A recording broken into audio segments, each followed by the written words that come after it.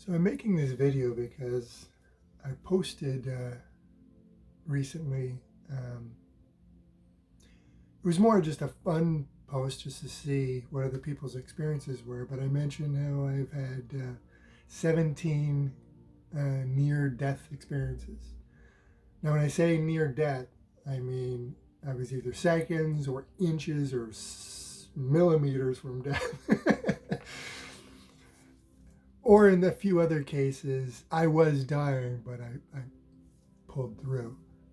So at no point, so someone reached out to me because they wanted to know if I had a near death, but what they meant was, have I actually died and seen anything? Because they have doubts about, excuse me, they have doubts about what lies in the great beyond.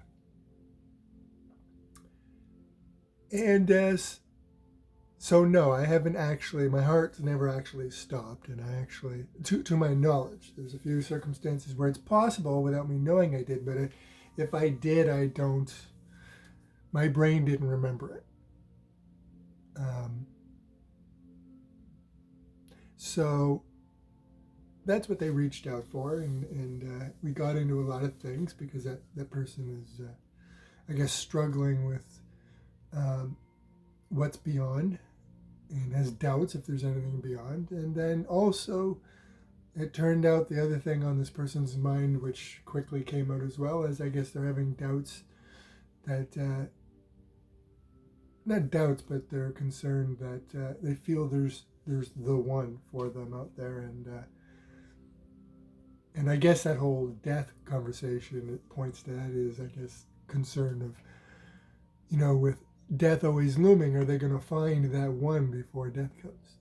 That's not exactly how they said it, but that's how I took the connection to why one conversation shifted into another, and they didn't disagree. So I think that's what that was about.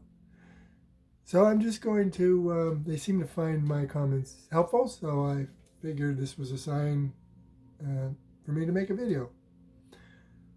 Except for a few lately, it's been a giant gap between when I last made videos. Possibly 6 or 7 years. But I was at a place in my own personal spiritual path and struggle. It is a struggle. I felt I needed to walk away from discussing things anymore for a while. But I've started slowly feeling moved to make a few videos, and now someone has reached out to me, and I did tell them that I felt inspired from the conversation I should make a video, and they encouraged me to do so. So here I am, making the video. So I'm just going to let it flow. I don't really know what I'm going to say here. Some of it will be what I mentioned to the other person, but really I'm just, like always, I'm just going to let it fall out, see what we get. So one of the things we discussed as we talked about, concerns of what happens after, and then again, kind of a related subject of this person feeling that they haven't found the one and that there is a one, but are they going to find the one before it's too late, basically? Again, not their words, my words, but obviously that's the connection. And I sympathize. And I experienced it. I shared that, I've had similar kind of thoughts. I think we all do. If we don't feel we have actually found the one. So yeah, it's natural. And I too have those feelings and thoughts and desires. But I manage them. I've mentioned long ago in older videos that in the dualic struggle with mind and soul, or the being, I come to find that one of the biggest shackles we put on ourselves as humans is belief, which is why, and you can't get around it. If you're a human and you're walking around with that little computer in your head that thinks it's the being, even though all the proof and experiences show that it's not the being, but it wants to be, and it wants to be in charge, and it's afraid of that it's not in control, that it's not the being. And so this is what I mentioned to him too, is that these fears that this person has, when they reached out to me, and all our fears, I've come to know, at least that's how I feel in my spiritual practices, that they're all the fear of the unknown. Death, all fears are point to a core fear, and that's the fear of the unknown. That's why we fear death. It's because we don't know what's on the other side.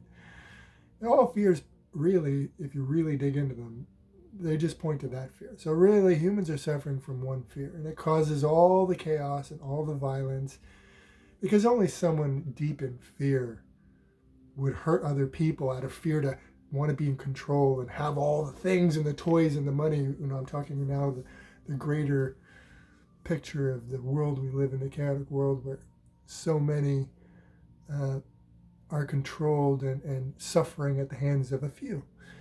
And it's because those few are reacting out of their own deep fears.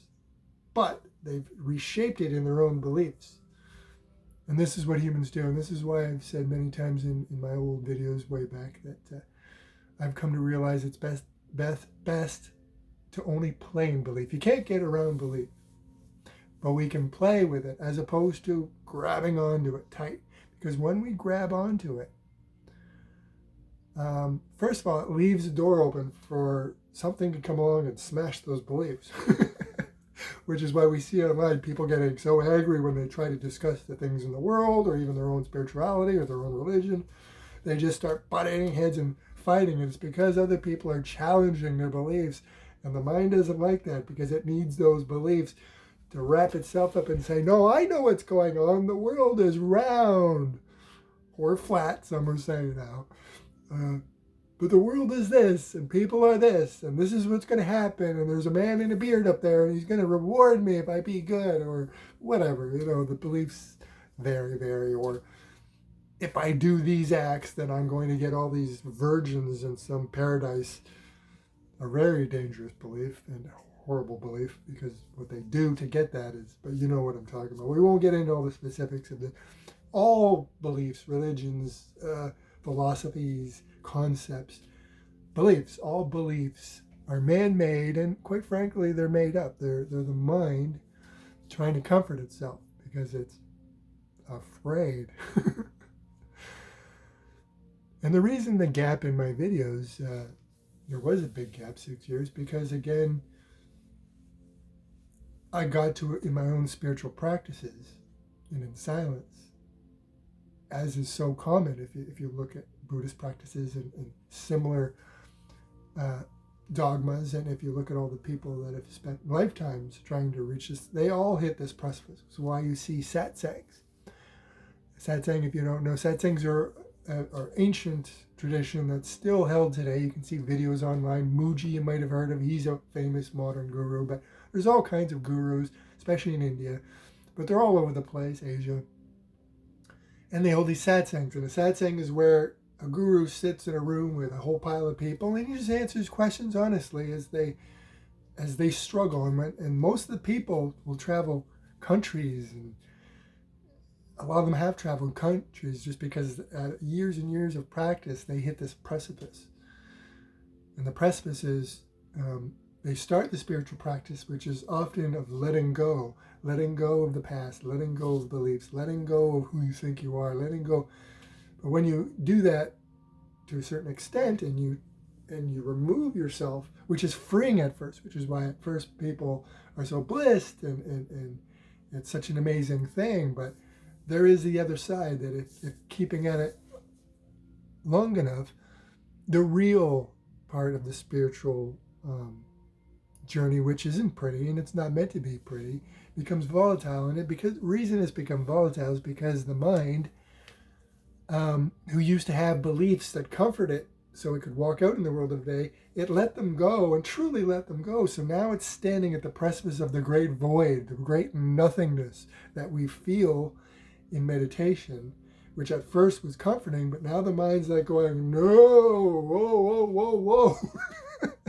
So sometimes which is why we see so many will then suddenly reject, after years of practice, reject spirituality. And it's because the mind has stepped in and said, screw this.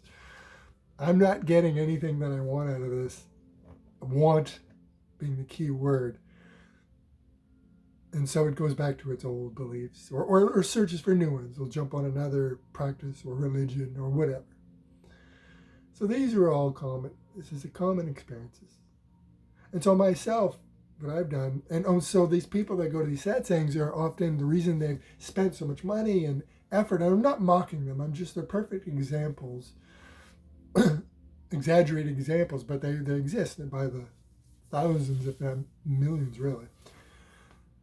It's a perfect example that that mind has finally said, well, something's got to give, so they're hoping the guru will give them something. But of course, the guru will just tell them what they already know. And there's different ways the guru might say it. Muji says, put it in the fire. Others might just say, don't worry about it. It's the worrying that's causing all this, it's true. But really, there's not much one can say when we've gone this far. So depending where, some of this might be resonating with you, some might not, depending how far in your own spiritual path you've come. But whatever level you're at, it's natural. And there's no right or wrong, because it's your journey to follow. Just like Buddha sat at the tree. He chose to do that. Buddha, and I'm not a Buddhist, because really that's turned into religion, but I followed his example of meaning just look inward and metaphorically sit at the tree. And so he actually tried every practice. If you look into it, he tried everything, just like today. Things that he tried, anything he could grab onto, he tried looking for answers. And finally, the only way for him was, because they weren't working, was to forget what other people were saying and other dogmas and religions, and just stand on his own precipice of the void and see what happens. And so a lot of his teachings and experience are coming from that point of view. So I kind of jumped forward there and just said a lot of stuff there. Let me simplify and reel it back in a little bit. So it comes back down to belief. Oh, so about the precipice though. So what I've been doing, which is why I stopped the videos, is I decided stop saying things to other people and just stand on the precipice, instead of, as opposed to me also running off to a guru, which I haven't done. I choose to be my own guru, which is really what the best gurus say anyways. But not saying I'm a guru. I've had a few people, when I did for so long make all those videos and stuff, refer to me as their coach or a guru or whatever. I'm none of that stuff. I'm just a human being stuck in dual state like you. And I'm sharing, just as my channel says, I'm sharing my journey. That's all it is. And you take from what you want from it and throw away the rest. I'm not telling anybody this is this. The truth is, none of us know. Even the greatest gurus, even they, it's really just, they've come to a peaceful place where they feel they have some answers, and the answers are good enough for them, and that's what they're sharing. But nobody has the answers. There's no answers. And of course, the mind hates that too. The mind wants answers, right? And if it can't get the answers, it'll make them up. And we see that today with all these offshoots of spirituality, which really, and even in religions, it's the human mind at play. It's storytelling. And same with even, forget spirituality, religions, we see, truthers and stuff, they're searching for the truth, which is great, we need them, but they often, because they don't also walk a spiritual path, they make themselves sick, because all they're doing is dedicating themselves to lies and stuff. But I had a train of thought there, and I just lost it. There's a reason I brought that up, truthers. I just think when I'm just letting it all fall out. Yeah, I'll have to come back to it if it comes to me. So what I'm saying is, no matter what you are, truther, spiritual path, atheist, none of the above. Oh, I know what I was going to say. So some truthers end up unknowingly start creating their own beliefs and stuff, and we'll start seeing conspiracies everywhere. And we see that with, the, and I'm not saying it is or isn't. I don't feel it's true, but A lot believe that the world is also controlled not just by humans but by aliens. So there's a whole belief system there. And to me, that's just the same thing. It's human storytelling. Am I saying 100% sure that aliens don't? Well, I do believe that life must exist in the universe, but to me, do I feel that they're here and that they're if they were, their intentions are hostile? No, I don't. It doesn't resonate with me at all. I think if they were that intelligent to be able to get this far to us, they would have to be evolved. So they it's only human storytelling where you see these super advanced technology races that somehow got so advanced, but that they can travel entire galaxies and solar systems and have such technology they can continue to intervene and yet not be detected. And yeah, that's human storytelling. It only makes sense to me that if they had that technology, they wouldn't have just progressed that way. They would have progressed spiritually. So they wouldn't come here wouldn't go to all that effort to do this, to come here just to be hostile. That's human storytelling, I feel. And I think where we're at, our human precipice right now, whether humans want to admit, I feel, and many feel, and really the evidence is there, that we're on the edge of our own extinction at our own hands. And technology is a big part of it. So you see that we can't even we haven't even got into space, let alone travel to other galaxies to meet other people, because if you're only advancing technology-wise and not spiritually, you have what we have today, which is we're not really even traveling anywhere physically far. I mean, we're sending probes and stuff, but we haven't hardly even traveled out of our own neighborhood, because we're declining. Everything's declining, and we're risking so we'll never make it if we keep on this path. So that's also evidence to me. But anyways, I'm getting into that whole topic now. But my whole point to that is, whether you're religious or spiritual, or even just a realistic person who deals in science and fact, the tendency for humans is to play in belief. Or not play in belief. We play in belief, but then we take it too far. And playing belief is fine, but because then we can conversate about it and we can share and there's no conflict. But it's when we hold on to them. And the other danger, when we hold on to them, we shackle ourselves. And the other danger is, and we see with religions and other things, is that people that really hold on to them, then it twists, and they then now want other people to believe what they believe, and then they start doing toxic, harmful, violent things. We see especially with religions and stuff. Christianity, Muslims, it doesn't matter what your religion is. There's a bloody path there. And there's a bloody history. I mean, if you look at the history, it boils down to believe what I believe or else. So there's the danger in belief. So I guess this video is in great part about belief, I guess. Because that's what it all boils down to. It's all unknown to us. We're never going to figure it all out. Not with these little advanced computers. And it is an advanced computer. But there's a reason we only harness a fraction of it. And I believe it's because of this dualic struggle that holds us back. That's my surmise. Who knows? But what do I know? I don't know anything. And that's one of the biggest things you learn the further you go in introspection. And the longer you live.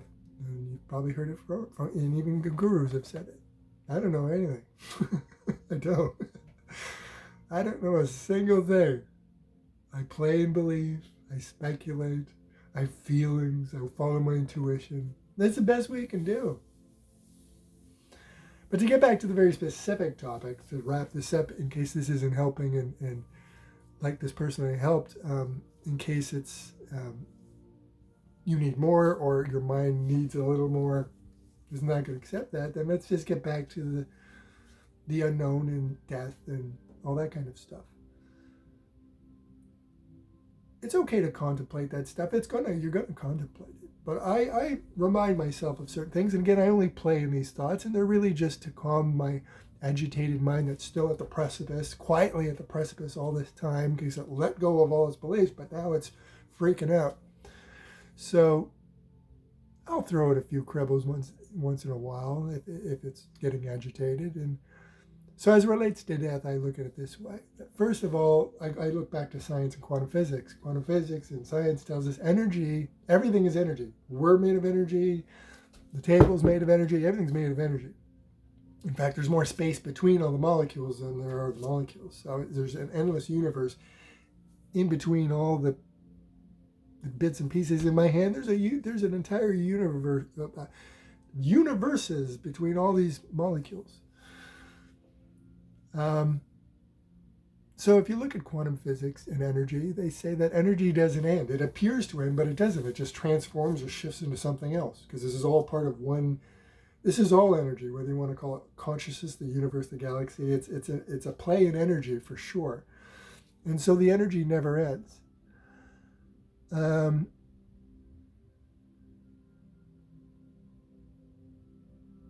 So if energy never ends, then we live forever. So there's one comforting thought for you. Here's another one if you need it. Sometimes I relate to this as when the person brought up really the fear of not meeting the one. If I get in that kind of state on rare occasion where my mind's getting agitated, then another one a little cribble I'll throw just to play with, not to hold on to, and I don't hold on to it, is another concept, which is time. They say time, science shows us, quantum physics shows us, that time is an illusion. And that anything that happens in a timeline, the whole before and after is just our own illusion. So if you look at it that way, it means that our loved ones are in the past and always live in the past. It means those moments continue to exist. So in that sense, now I'm going back to death again and missing loved ones.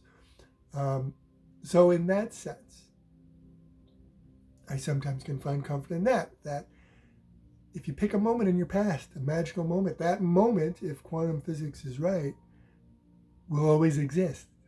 So if you had that magical moment with your dad, that moment is always there. So you can always feel comfort in that, and maybe even try to tap into the feeling of that moment is still there happening. So they're not really gone. And then as it relates to the one, then I say this, again, quantum physics, it's more and more becoming believed, and we're seeing it in our fiction now because it's so believed in and reinforced by science, that there are multiple timelines, that basically every choice you've made, every choice you could have made, you did make. Which means you've gone on every different kind of path, some similar, some not. So there are endless timelines where you've done different choices and different paths and different things, which means that's another one. So I sometimes, if I need the comfort, is I think that maybe I did meet the one, but she was in a different timeline. And in those thoughts, I just try to comfort myself, feel grateful for that at least somewhere we did meet, and I send them, us, love. Again, that's the mind just comforting itself. But if it needs it, sure. But I don't hold on to them, though. I just let it play with it, but I don't let it hold on to anything. And then one last comforting thought that I shared with this person was, another one is this: maybe there is no one, and we've heard this from other people. Maybe for some of us, all the ones we experienced, and I know when I look back, it certainly fits with me, that if I don't meet the one, first of all, it has to be okay, because otherwise you're just going to suffer. So that has to be okay. Otherwise, we're missing the now. In this brief experience of life, we're going to let it go by and not enjoy it to the fullest. But the other thing is that, everyone, or at least most of the people that we're romantically we were involved with have brought us certain things we wanted to experience. So I look back, and another comforting thought is that maybe there isn't the one, but they're all the one. And that if you really look at it as a whole, all the people, and you look at all the wonderful moments and all the things you wish to have with one person, they all exist within all those X's, we'll call them. And that's certainly true for me. I may have not found the one, but if you were to combine all my lovers that I cherish from the past, if you combine all those experiences I had with them, combined, that's everything I wanted to experience. So that's another concept we can play with, not hold on to, but play with, which is, for some of us, maybe we're not meant to experience everything you want in one person, but maybe we're meant to experience it in multiple people. And if we can come to accept that that might be the case, then that might help ease our mind's suffering. But, the mind suffers from thought. And in this world of chaos, the physical world, it all started with thoughts. Nothing happens without a thought first. So even though it's all physical, we see the chaos in the world and the violence and the addictions and everything else. It all stems from a mind that's suffering. It's suffering from the unknown. Let me change that. It suffers from the fear of the unknown. Because, of course, what the great gurus and Buddha is pointing to is that we don't have to. If we can come to a certain place, we don't have to suffer that. Many of the gurus point to throwing all this in the fire and all that, those kind of things, that there is a state you'll hit, and then, to me, I'm starting to wonder, but again, I only play in that. I don't hold on to it. But I'm starting to realize, standing on this bloody precipice for long, and basically it feels like what's left of the ego holding on by its fingernails for so long now, really almost a decade, but especially it's climaxed in the last 6 years. And that's why it reaches out for something in desperation, because it didn't bring anything with it. Again, it let go of most of what it had, so now it's desperate for anything, which is the danger when you get to that spot, because then that's when people jump onto another belief system or whatever. And we see it in the world today. There's no coincidence, and I'm sure you've noticed this, that with all the chaos in the world, people are starting to dig deeper into their beliefs. Religions are flourishing now. For a while they were declining, but now they're flourishing. Now people are jumping religion to religion. And it's not just religions, even like extreme veganism. I'm a vegan, but when we see the extreme vegans and the extreme, so any belief system, whatever it is that you make, this is my whole life is about this now, animal activism, whatever, but when you make it only about that and everything else doesn't matter, and it becomes such a hard belief, then we open the door for suffering. And we see what happens in the world. This is a reflection of what's going on in the world. Everybody's digging deeper into beliefs, whether it's diet is now their new religious belief, or they come up with a new philosophy that's their new belief, or whether it's I saw an orb, or whether it's a new, come on orbs, fly around for the viewers.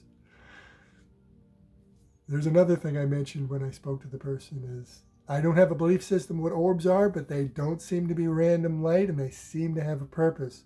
And I see them all the time in my videos and other videos. And they seem to come around at very specific times, often when the energy is a very high, lovely place.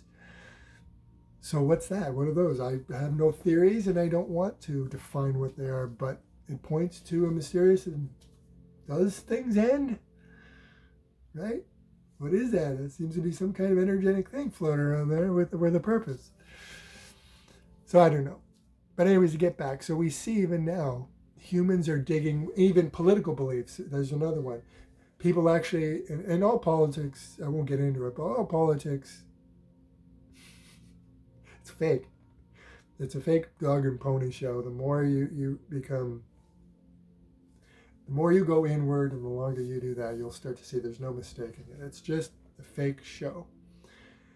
And so, but whatever it is, you're believing it. So people are really, I'm a Democrat, I'm a whatever country or whatever your thing is, and they fight for it and they bash. And again, it's a belief system. So we see people are diving deep and deeper now because of the chaos, because the fear is building. As the chaos builds, the fear builds.